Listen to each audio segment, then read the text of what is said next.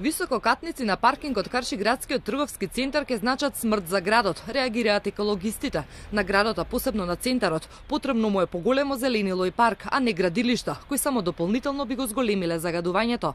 Велат дека ќе ги искористат сите можности кои им се нудат, како би влијаеле да се промени намената на парцелата од пред неколку години, која предвидува таму да никнат високи згради. Она што на Скопје во моментов му треба, тука е зеленило.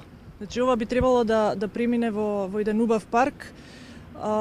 И овој бетон да се отстрани од тука, да се иде Скопје да има таква визија да сообраќајот во центарот да се дислоцира, да не биде веќе секој може да дојде во центарот. Нас не е потребно да го растеретиме тој дел. Тоа исто така е добро и заради загадувањето на воздухот. Не сме задоволни со тоа, работиме или немаме законски можности, нека, значи, се е можно ако се сака.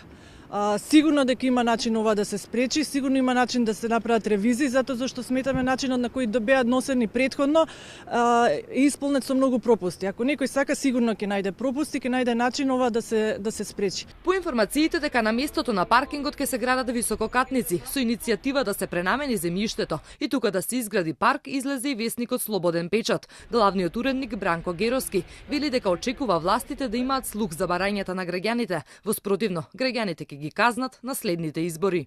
Мислам дека има расположение и разбирање кај луѓе во власта за тоа, за иницијативата на Скопје да се направи нешто друго поубаво, поздраво.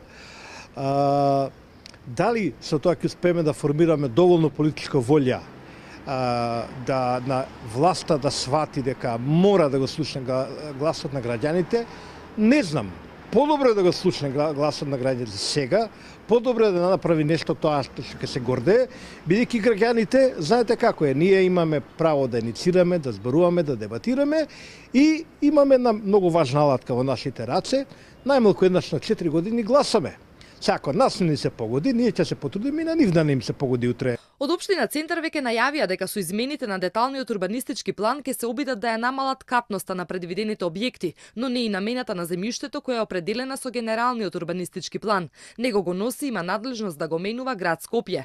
Доколку наместо згради и деловен објект, земјиштето биде пренаменето за јавен простор како што е паркот, тогаш ќе се отвори можност со експроприација државата да си го врати земјиштето. За продажбата на државното земјиште денеска конечно се огласи и државниот правобранител со констатација дека се било законски и продажбата и цената по која е извршена.